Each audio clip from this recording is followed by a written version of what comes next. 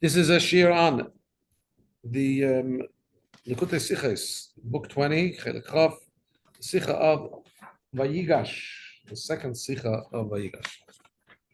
Very much. That's came from there? Yeah. In the when the Torah tells us that the Jewish people went down to Egypt, it says that 70 souls came down to Egypt.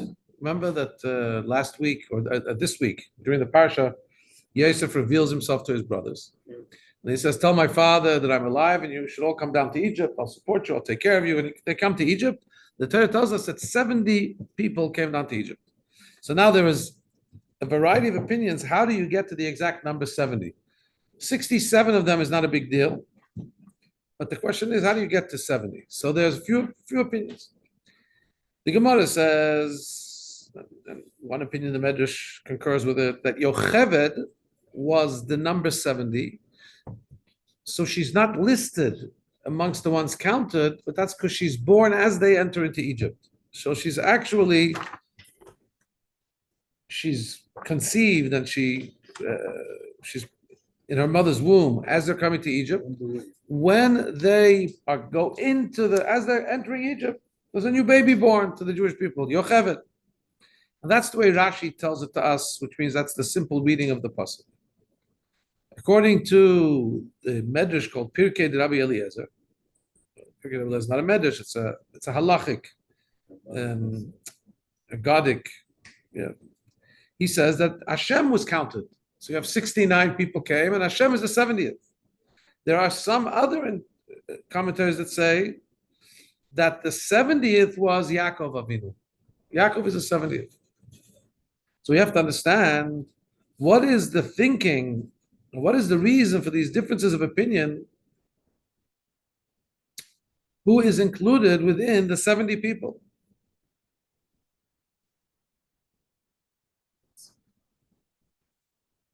In other words, there must be something, there must be some reason why there's an argument about who the 70th person is. Now, it's not just different opinions. This seems to be a radically different opinion from one extreme to the other. According to one opinion, it was Yaakov or Hashem. So you're talking about the 70th person or the 70th thing being counted as being the highest of the high, Hashem or Yaakov. On the other hand, there's an opinion that says it was the lowest, the smallest, the one who was just born. At that time, she was insignificant. Yocheved was just born. She's the 70th. So how do you have such a wide argument? How do they call the president of Israel? Citizen number one? Is such a saying? Ezrach Mispar Echad? I think that's how they refer to a president. But anyway, is it the Jewish, is it Bnei Yisrael number one, which is Yaakov, or even symbolically Hashem, or is it the youngest child who's just born as they come into Egypt? That's a radical difference of opinion. What's behind this? Why is one thinking Hashem, the other thinking Yocheved? Also, how is it that Rashi, that tells us always the simple reading of the pasuk, learns that the 70th is Yocheved? She's not even mentioned in the portion of Vayechi. We don't know anything about her yet. When do we hear about Yocheved? Is in the book of Shmos, where we find out that Amram marries Yocheved, and then they give birth, and she's a midwife, and she gives birth to. She helps the Jewish women give birth in opposition to Paro's decree, and then she has Moshe Rabbeinu, Aaron, Miriam, Aaron, Moshe. So we don't know anything about him, and Rashi introduces her in this pasuk in Vayigash, when we're not going to know about her in the actual Torah till Shmos. Rashi is supposed to be simple interpretation. Why doesn't he take Yaakov as the 70th? Why does he choose to go with the opinion that says that Yocheved is the 70th? What? Why it is important? You're asking me why it's important? Yes. To know? The 70, 69. The Torah says, "B'shivim nefesh yadu avotach mitzrayim," that they went down. 70 Jews went down to Egypt. We have to know the Torah has to be exact. Who are the 70? So the Torah counts most of the 70, but We're left with 69 when we do the count. So there has to be a 70th that's not clearly in the pasuk. So either it's Hashem, Yaakov, or Yocheved. That's radical. It's choosing Hashem as the 70th, choosing Yocheved is both ends of the spectrum. And what we want to know is why Rashi chooses the Yocheved option. Now, even though if you read the pasuk, it says that all the children, daughters and sons of Yaakov that came down were 33. Anyway, it sounds from the pasuk that Yaakov is not counted because it says his children, not him. But nonetheless, it does say, okay, granted that the pasuk does seem to indicate that Yaakov is not counted, but let's ask on the pasuk why. Why shouldn't Yaakov be counted? If you're saying how many Jews came down to Egypt, Yaakov is the patriarch of them all. Why don't we count him? So whoever wants to give us an understanding into what's taking place in going down to Egypt, and based on how we understand what Hashem is doing, what the process that's going to take place, we'll understand which one we're counting and what each one symbolizes. Paragraph 2. It would seem that we could give a very simple explanation. If we look at the language that the various opinion use, the Pirkei Rabbi Eliezer and Medrash, and Rashi, let's look at the language. The language will be an indicator to what's happening here. In the Pirkei Rabbi Eliezer, who says that it was Hashem who's counted with them, the language he says is like this. We're going to paraphrase. When they came to the border of Egypt, all the males were counted and they came to the number of 66. And then we had Yosef and his two sons, that's 69, that's 3. Now we have 70 missing one. But it says that with 70 people, your fathers went down to Egypt. What did Hashem do? He went into them. He included himself in the count of the Jewish people, and now we have 70. And actually, this is a fulfillment of what Hashem promises Yaakov when he doesn't know should he go down to Egypt or not. Hashem tells him, go down. I will go down with you to Egypt. Where does he actually do that? By making himself the 70th. So actually, he's clearly indicating that he's going with the Jewish people to Egypt. The other medrash, the counts Yocheved, speaks about these are the people that came to Egypt,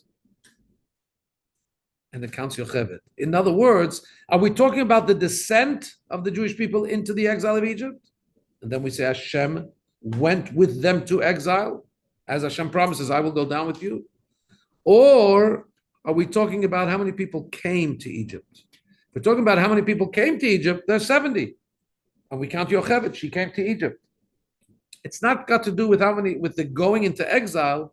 It's a statement of fact, how many people came into Egypt. Yocheved was also one of those that came into Egypt because she was born between the walls. She was born as they were going in. So it seems it seems to be, it depends, are we talking about the descent into the exile of Egypt? There Hashem counts himself. Or are we just talking about the factual, the fact that there are now 70 Jewish people in Egypt? I mean, 70 came in, so yeah, Yocheved was the 70th. That's not so clear, because actually Yocheved was only one of those 70th who actually lived through the entire exile in Egypt, and she came out.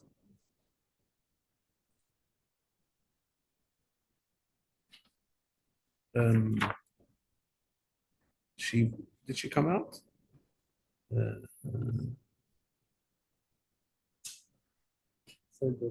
In other words, no, she suffered. Yes, sorry.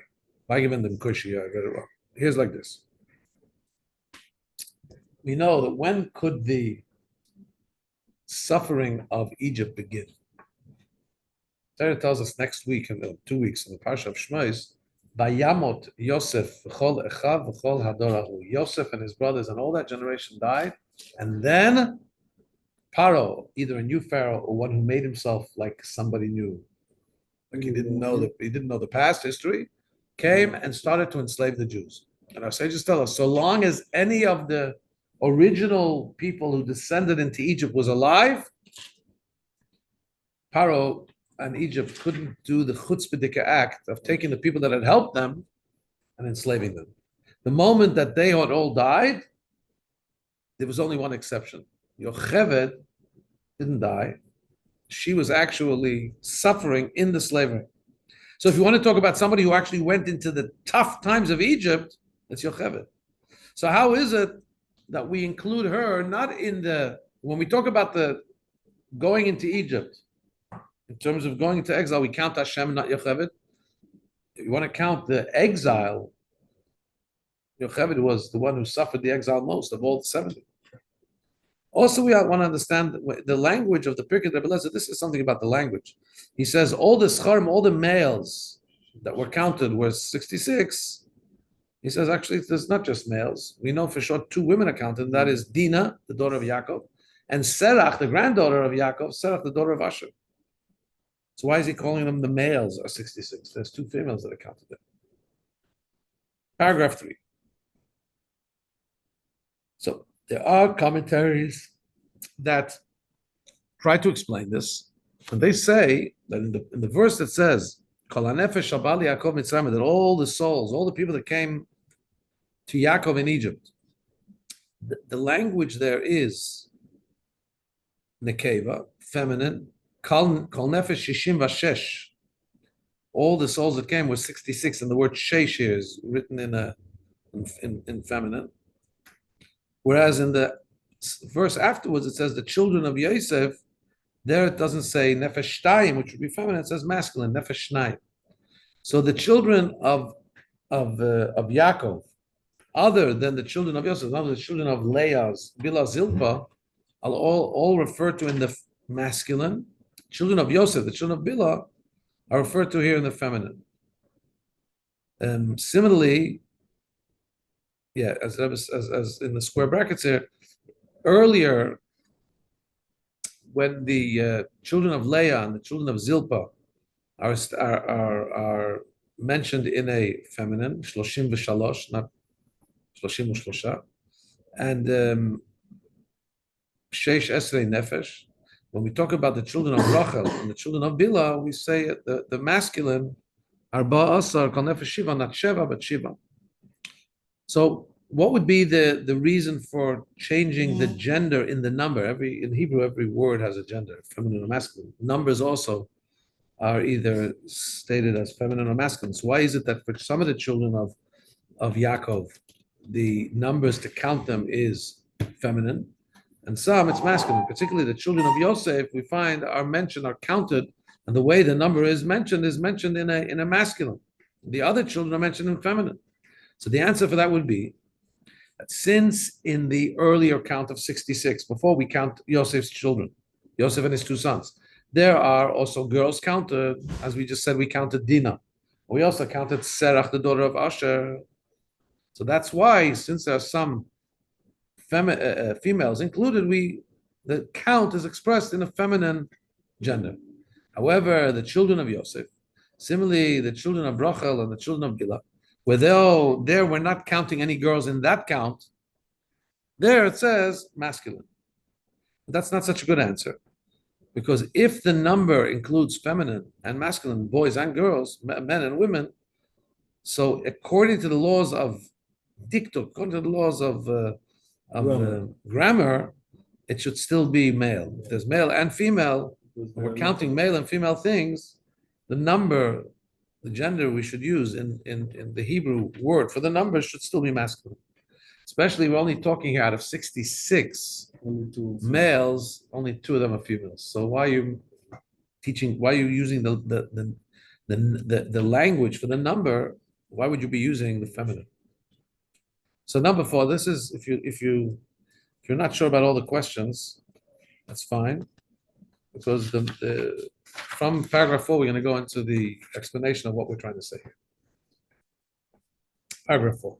Explanation is, in the number of 70 souls, when we talk about them going down to Egypt, we find, why is it so important?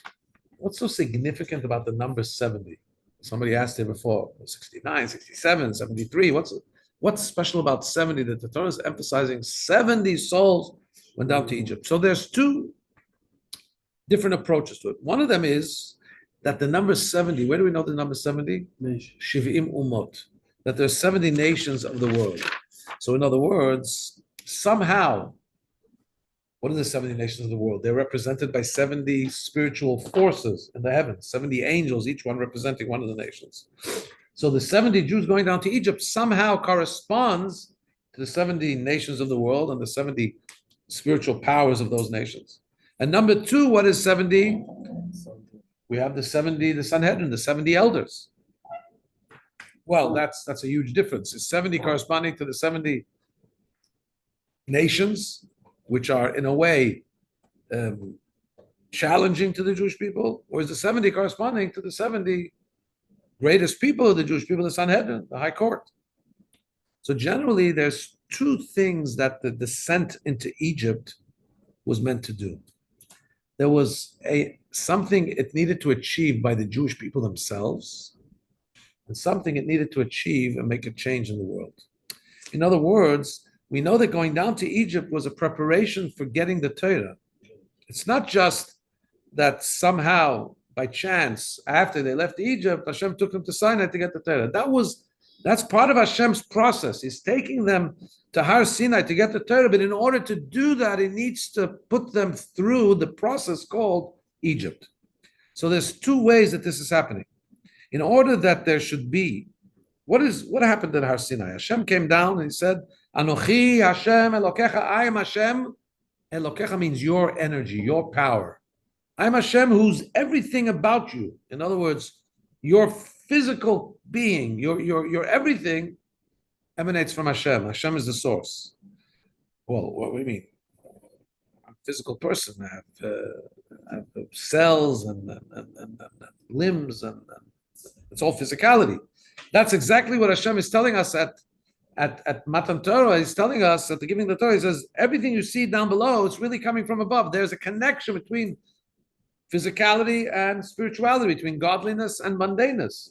Of course, that's why he gives us to do the Torah.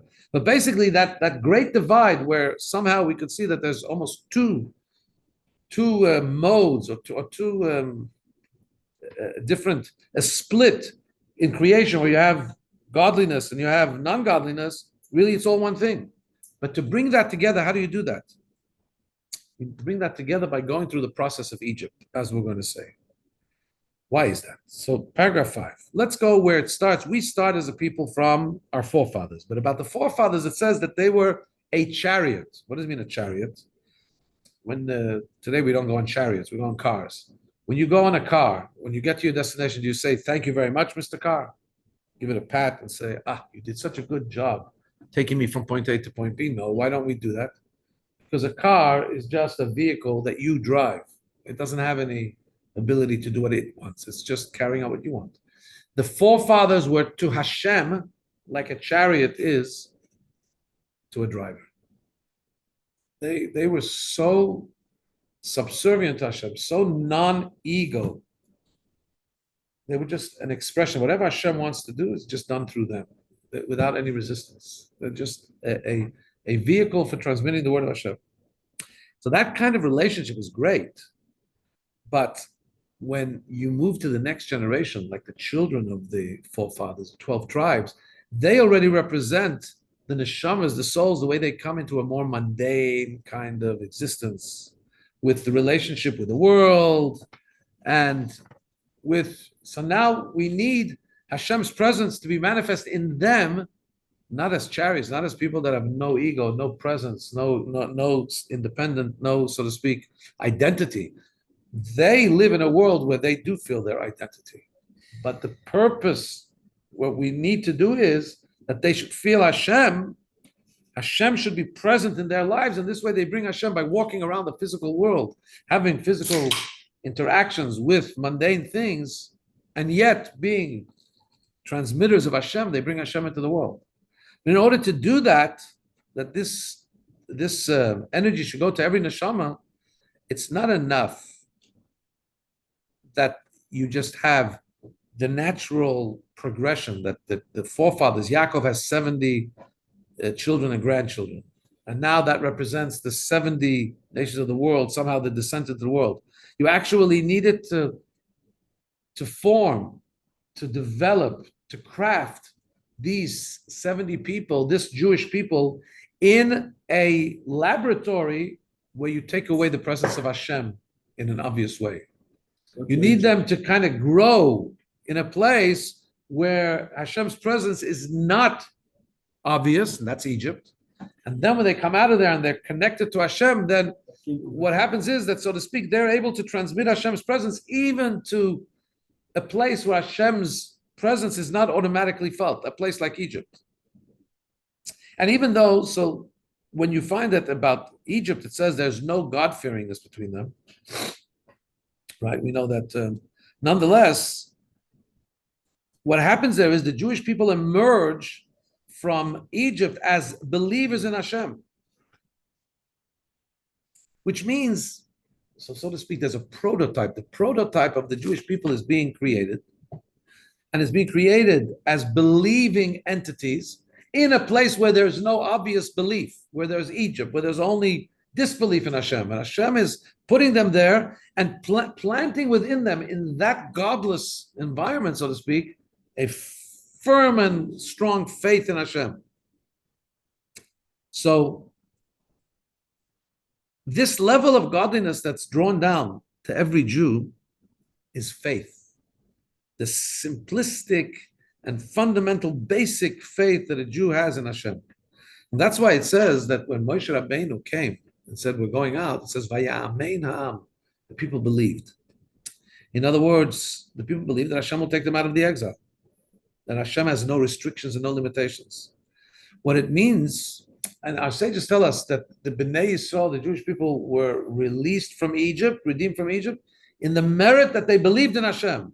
So it sounds like, oh, they did a mitzvah of belief. Hashem says they're good guys. I'm going to take them out of Egypt. It says the Rebbe, no, there's actually something intrinsically connected with them coming to belief and release from Egypt. The development of their belief was what Hashem intended to happen in Egypt. To be in a place where they have every reason not to believe, and yet Hashem plants belief into them. Now, the model that emerges from Egypt survives 3,000+ years till now, that as no matter what you do to shake up and to challenge the faith of the Jew has faith, because you baked it into him in Egypt. Egypt was the most godless of possible. It's kind of, you created this fusion between the Jew in an abyss, in a vacuum. You kind of planted and positioned within him an immutable faith, a faith that can withstand everything. So that is what was happening in Egypt. And that was the preparation for the giving of the Torah, that they should be able to be, Anochi Hashem Elokecha, I am Hashem, says Hashem, who took you out of Egypt. In other words, you, for all generations, this is an ongoing instruction. I am Hashem, and you have the ability to feel me, to feel that I am your strength, I am your everything. You know why? Because I took you out of Egypt. I took you out of the restrictions and the boundaries of needing to see God, to feel God in order to believe in Him. I put you in a place where I baked faith into you, which can withstand everything. Generations. How many generations was in Egypt, like born to slavery? 210 years they 210 they years. spent in Egypt. 86 years they actually were enslaved. Chapter 6, paragraph 6.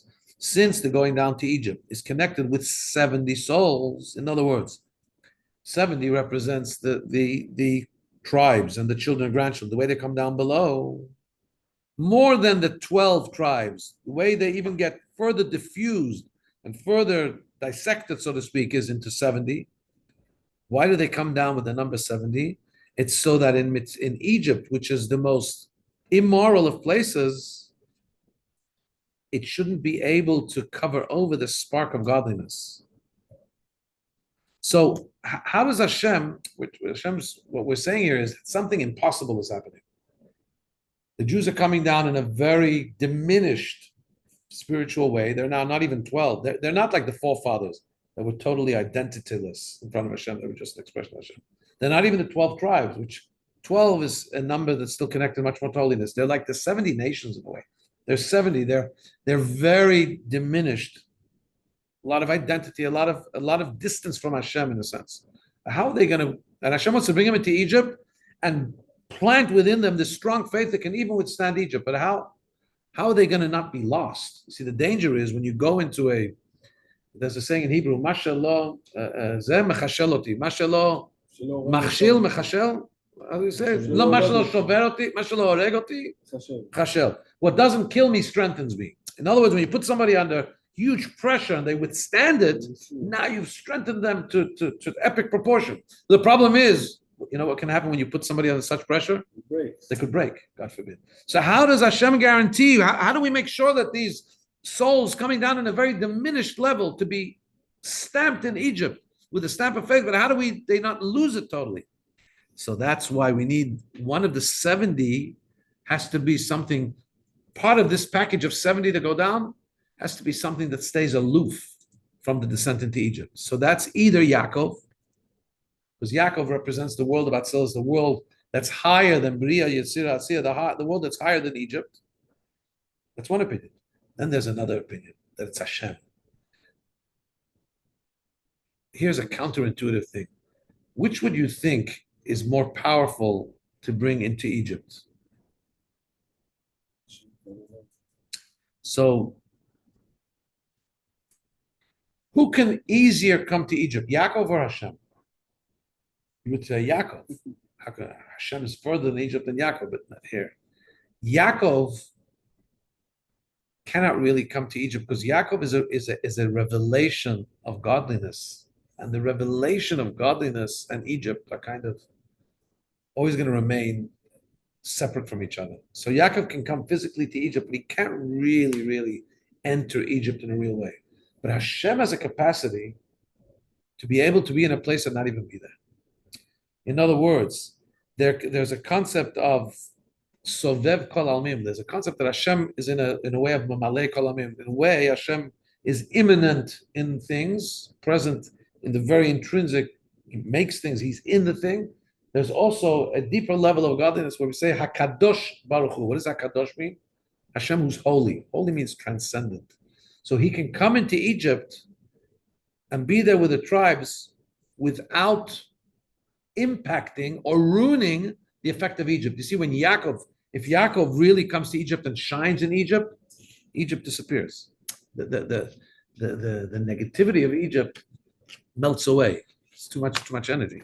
But Hashem, HaKadosh Baruch Hu, when he comes down in a transcendent way, he can come with them into the exile and yet not shine in a way where he counterbalances that exile.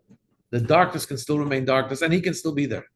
That's a phenomenal concept that Hashem, because of his great heights, is transcendent, and therefore he can be present in a place and not change the dynamics of the place. The place can still remain negative, and Egypt still remains Egypt. So when we talk about what the Jewish people are meant to do in terms of their experience, to have the faith implanted in them, we want to talk about them going down to a negative place, and Hashem coming down with them, or Yaakov coming down with them, to keep them on the one hand on the straight and narrow, so to keep them godly, but on the other hand, they do come down into Egypt, into the place of where they're in a place that's anti-God, and their faith is planted in them. Now, if we look at the other side, if we're going to count Yocheved, so Yocheved, if she's the one that brings the number to 70, not Yaakov or Hashem, so there's also the concept that the concept of faith should be revealed in them. In other words, there's something special about a woman that we say has the ability to bring general things into details, to bring things into a internal way, something that in the masculine gender doesn't really happen. There's two things when we talk about the woman in Kabbalistic levels. The level of Isha is the level of Malchus. Malchus is kingship. And there's when we talk about Ishtalshlus, about the chain of descent of Hashem's holiness to create a world, the last level, the 10th Sephira, is a Sephira called Malchut. Malchut is an interesting Sephira. Malchut absorbs all the light from the 9 levels above it, and then interfaces to the next world. So really, which level of God's holy sfirot is transmissions. Which level goes to the level, to the next world, to the world where there's more negativity, the level of Malchut. Malchut is kingship. Malchut is also corresponding to the feminine, because it's a receiver of all the other 9 Sefirot above it. And Malchut is also called Emunah, because it's also called faith. I don't know that I can explain this adequately. We say the verse in Ashrei a few times a day, Malchutcha, Malchut kol alamim. Your Malchut, your kingship, is the kingship of all worlds. What we're saying really is that Hashem, the worlds all come from Hashem's being king. It's a long separate topic about why Hashem creates worlds through the concept of kingship. In a nutshell, the relationship of subjects to a king is very distant. That's why you can't be a king over children, and that's why subjects cannot be buddy with a king. Subjects and king and his subjects are, the relationship is one of distance, of aloofness. Hashem's ability to create the world requires that he diminishes his presence so much that they can become a physical entity, which means he's aloof. And the shine that emanates in order to create something that has so much dimension, Hashem is above all that, needs to be a relationship like a king to subjects. So basically, somehow the Rebbe is saying that faith emanates from a place, a level that's called Malchut. This represents also the Sephira, this represents also the feminine, Isha.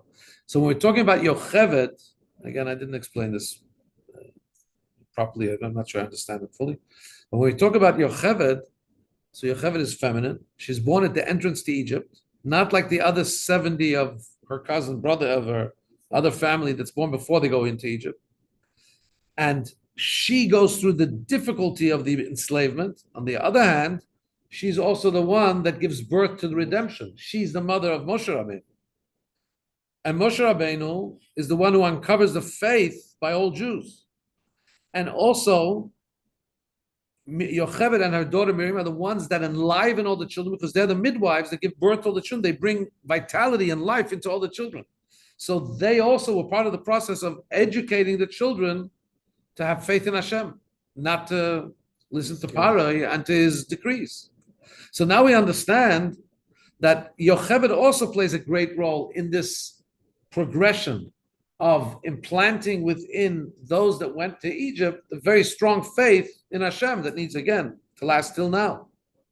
So now we can understand, paragraph 8, now we'll understand why the number of 66, when we talk about those that came with Yaakov to Egypt, and also the number of 33 of the children of Leah are said in a feminine, because most of what we're trying to achieve, this is a Kabbalistic explanation really, what we're achieving in terms of implanting faith in the Jewish people by going to Egypt, that's really a feminine concept because it relates to the sphere of Malchut.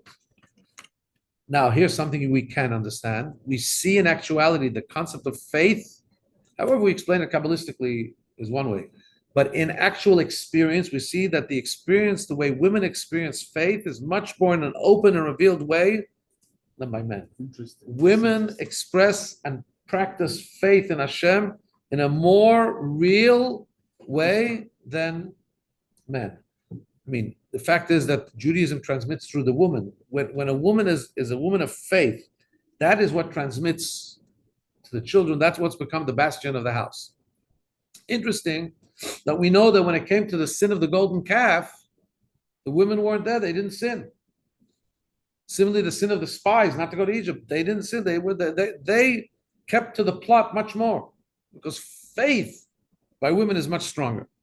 So when we're talking about the implanting of faith in the experience of going down to Egypt, the feminine language is used. And generally it's also connected with the tribes, because the tribes are considered Kabbalistically a lower chariot. They're a chariot not like the forefathers, a chariot to the level of Zah, but they're a chariot to the level of Malchus. In other words, generally speaking, the tribes of Israel are connected with a feminine level. Malchus, the way it comes down into the worlds of deed, formation, and action, Bria Yitzir Asiyah. The forefathers are a higher level of chariot in the world of Atzilus before we can talk about descent into the worlds of Bria Yitzir Asiyah. And that's the level of Yosef. Yosef is an aloof level, just like the forefathers. And that's why when we talk about the other tribes, there's a feminine gender. When we talk about Yosef, because he remains even higher than his brothers, he remains aloof. And that's more of the masculine tendency. The masculine gender is used in the numbers. However, generally speaking, when we talk about the descent into Egypt, which, as we said, is about the implantation of faith, even against all odds, faith is connected more to a woman. That's why this opinion says Yocheved is the 70th, because by bringing Yocheved in as a 70th, we're bringing in the feminine aspect. The faith aspect becomes much more implanted, much more highlighted. So the question still remains, paragraph 9. The question remains, why does the Pirkei Rebbe Eliezer say that all the males were 66? There were 2 females there. There was Dinah and Serach. So, okay, you could say it's not talking about faith in particular there. If we'd be talking about faith, it would be feminine, because we said by women the faith is stronger. But by saying that they were male, it seems to be that there's an emphasis here, not just becoming lost and sunk and drowning into the exile. What's one of the characteristics? Okay, we say faith is stronger by a woman, but what is stronger by a man? Kibush, conquering. The contrary, that's why it says a woman should be more housebound. It's not, in other words, she's not the hunter. She's not the outgoing one. The man, that's why who's responsible to get married? We say the man has a responsibility to find a wife, not the wife has a responsibility to find a husband. Because it's the way of the nature of a man is to go out and hunt, to go out and conquer. Nature of a woman is not that way. So here, if we're talking about the 66 and we're calling them all male, that's because there's some virtue about this Egyptian experience which has to do with conquering. What's the explanation? The going down of the 70 souls to Egypt is also, he said, it's to plant something into the Jewish people, but it's also to plant something for the benefit of the world in general. It's to say that the 70 powers, which 70 nations symbolically are represented by 70 spiritual powers, those 70 spiritual powers need to be conquered, need to be brought into Hashem's domain. And there's 2 ways this can happen. In a masculine way or in a feminine way. From the side of masculinity, we said it's the way of a man to conquer. How does conquering happen? When you conquer somebody, you're basically overpowering what they want and coercing them to do what you want. So in other words, when we talk about conquering the world for Hashem, it would really be as if you're holding down the world from not being in line with Hashem, but inside, deep down, and saying, I don't like this. I don't like this stuff. I want to be me. When you're holding it down, now I'm conquering you for Hashem. When you talk about the feminine way, you're talking about changing, refining the ones you're working with, so that they come to the realization themselves that they want to be on Hashem's side. What does the woman do? One of the clearest definitions in the Talmud about the roles of man and woman is, man may bring the grain home, but who makes it into bread? The woman. Can you eat grain? No. So what's the use of the grain the man brings home? It's important, you can't make bread without grain.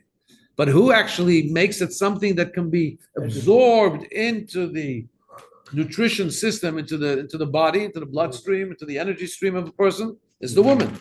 So that is going to be, in the spiritual sense, there's 2 ways we can conquer the world, or we can refine the world and elevate the world. So spiritually we have when it says when we talk about the cancellation and the overcoming of the stars and planets. In other words, the way the world seems to be impacted by horoscope, by all these 70 spiritual forces that seem to run the world, not Hashem. So going down to Egypt with 70 people counterbalanced that in two ways. What happened by going down to Egypt and coming out of Egypt? How did we get out of Egypt? By miracles and wonders. What did those miracles and wonders do? They forced even Paroi to say, there is a God, that there's no real independent power to the Kochavim Mazalot, to the stars and the galaxies. They're just like an axe. Yes, Hashem runs his world through the stars, through planets, through spiritual subsidiaries, but they're just like Hashem's axe. Would anybody turn to the axe and say, I love it that you cut me wood? The axe is nothing. It's the wood chopper who's important. Hashem holds all the forces and uses them. So Paro and the nations of the world would make a mistake and say, no, they have their own independent power. Comes the 10 plagues and tells us, no. Even the witchcraft people in Egypt have to admit this is Hashem. So in other words, they conquer the 70 nations. On the one hand,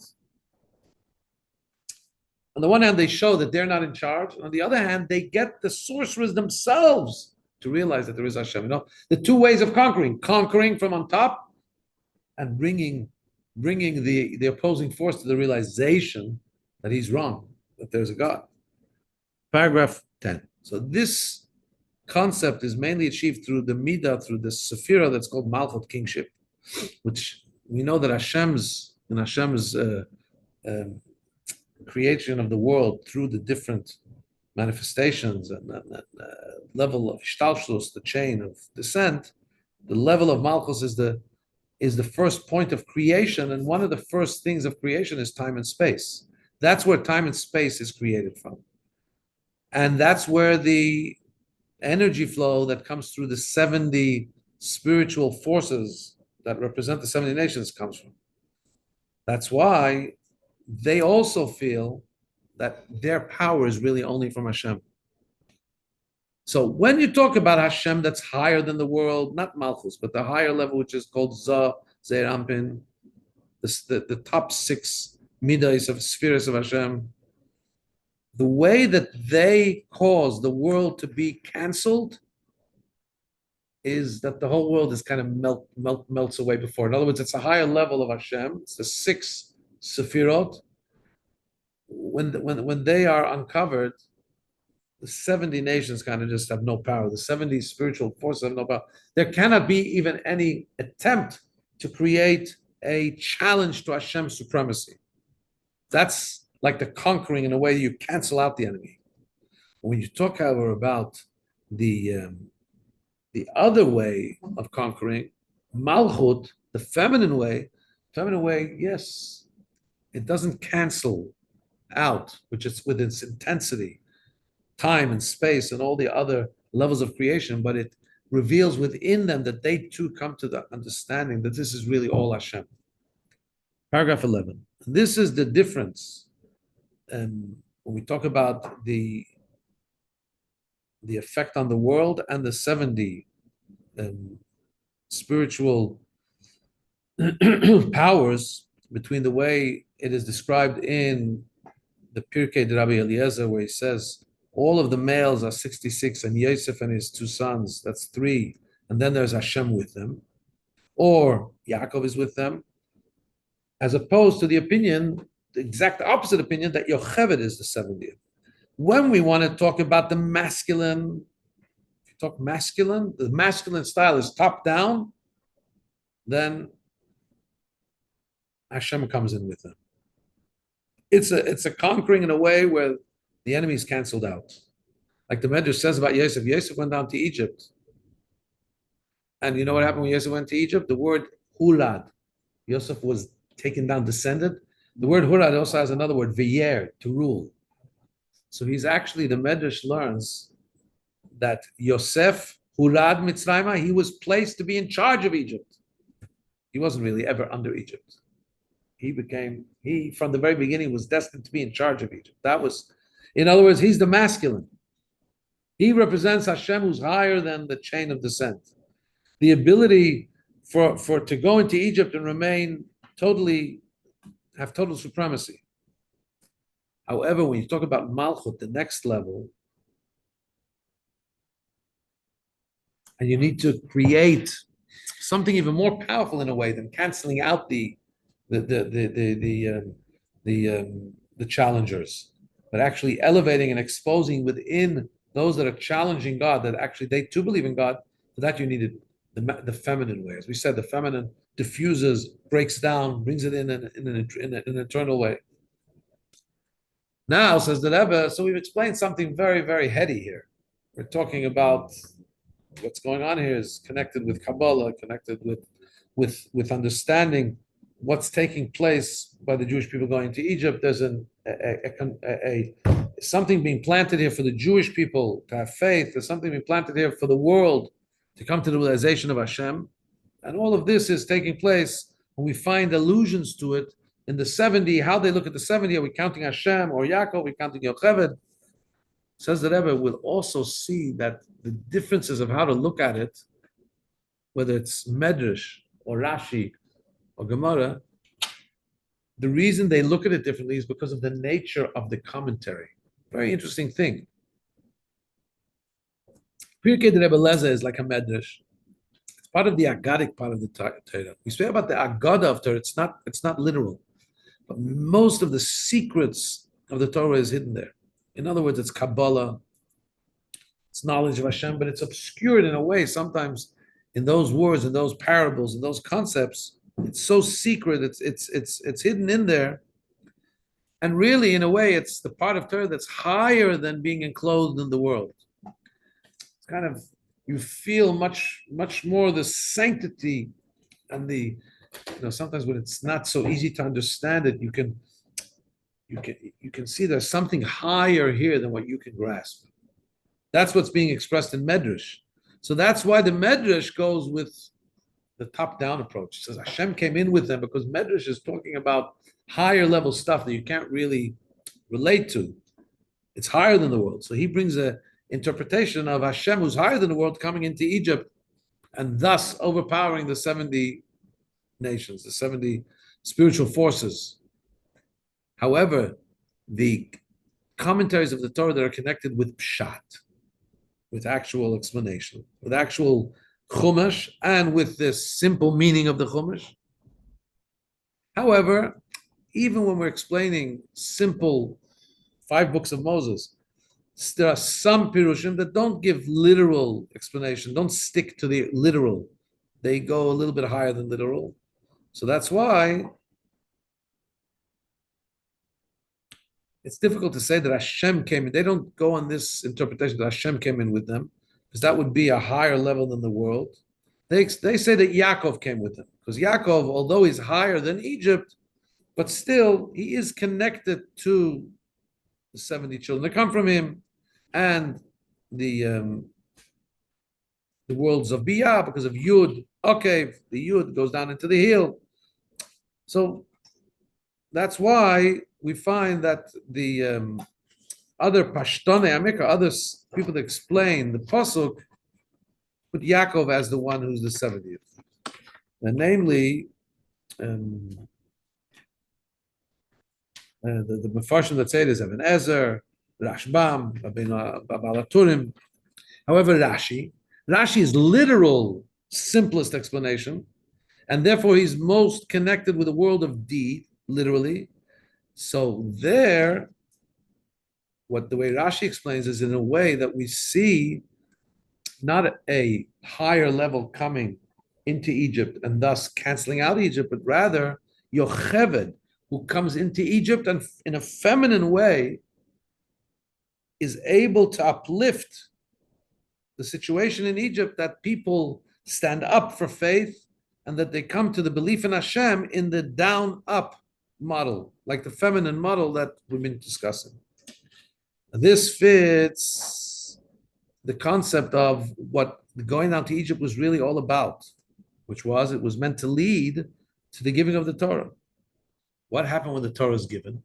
It wasn't that the world was canceled out, but it was also the fact that the actual reality of the world should be able to express, in the actual world, you should be able to feel the oneness of Hashem.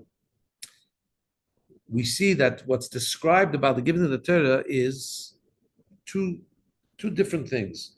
One is that it was such an intense revelation when Hashem came down at Sinai to give the Torah that a bird didn't chirp, no bird flew, no bull made any noise.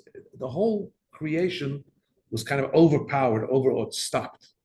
That's one hand. That's the top down, because Hashem's presence was revealed. Then there's something else, though. Remember, we need both. We need also that the world needs to be elevated. There's another statement in the Medrash that the word Anochi, when Hashem said, "I am Hashem, your God," it came from all four corners of heaven and earth. As it says that when Hashem said that, the whole world was reverberating from beginning to end with Hashem's world. And the Goyim, the non-Jews, were terrified. They came to ask Bilam, what's going on? And he says, Hashem is giving his strength to the people. Hashem will bless his people with peace. So we see that the world itself was kind of echoing and screaming out the oneness of Hashem. So it's two things. It's coming down and nothing can move, nothing. And on the other hand, it's also infiltrating and elevating the world, that the world itself can be an expression, it can be a statement of the oneness of Hashem. So now the Rebbe takes it home in paragraph 13. The same way it was in the exile from Egypt, that Yocheved was the one who made the 70th, who completed the number to 70. And through that, there was the bittul, there was the bittul of the world, that the world lost its identity. Its identity became an identity connected to Hashem. Similarly, in our final exile that we're in now, which is a preparation to the final redemption. What's going to be at the final redemption? It says, "V'ra'u kol basar," all flesh will see Hashem, that Hashem's mouth is speaking. In other words, what we're promised in the final redemption, Mashiach comes, is that the world itself, the way it is a world, will see godliness. And what do we say? The same way. It says, that the same way Hashem took us out of Egypt will take us out of this exile. What does it say about going out of Egypt? That it was b'schut or b'schar nashim tzidkaniyot, was in the reward and in the merit of righteous women of that generation that we went out of Egypt. Also in the future redemption, through the work of the Jewish women and children, that's what's going to take us out of the exile. Particularly, we talk about the three mitzvahs that are given primarily to the women to take care of and to carry out. Lighting Shabbos candles. We start even with girls that are already 2 or 3 years old, and on Yom Tov. Taking off challah, which means taking off the part of the bread, of the dough that needs to be burned, because we don't have a Kohen at the time of Beis HaMikdash, we go to the Kohen. But that basically means to be in charge of having a kosher household. Food and drink should be kosher. And Taharat HaMishpacha being the one to take care of the family purity, the mikveh and the nida and all the laws that have to do with keeping the family pure according to the halachas, they're given. It's mainly the woman that's in charge of all that, because these mitzvahs are connected with needs that a person has in order to live in this world. I mean, and even non-Jews, life itself requires light. The reason for Shabbos candles in its first reason is that there should be light in the house on Friday night. You shouldn't stumble over wood or stone, and then there'll be strife in the house where people start stumbling, there's no light. So put on light. So non-Jews also need light in order to function. And they need to eat. So when we talk about eating kosher, we're talking about eating. It's something mundane. And family life. They also have families. They also have male and female relationships, husbands and wives.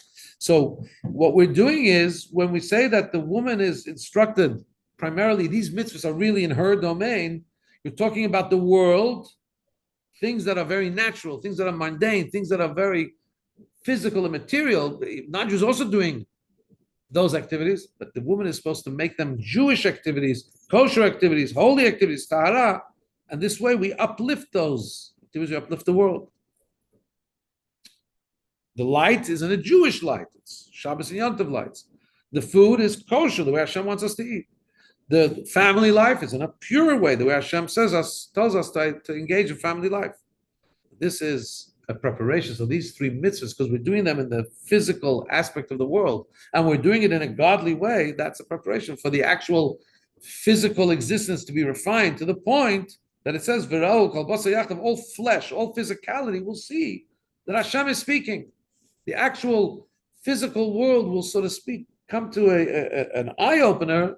It makes sense. They'll understand and they'll feel, be able to see literally Hashem's presence. That is the sikha, at least in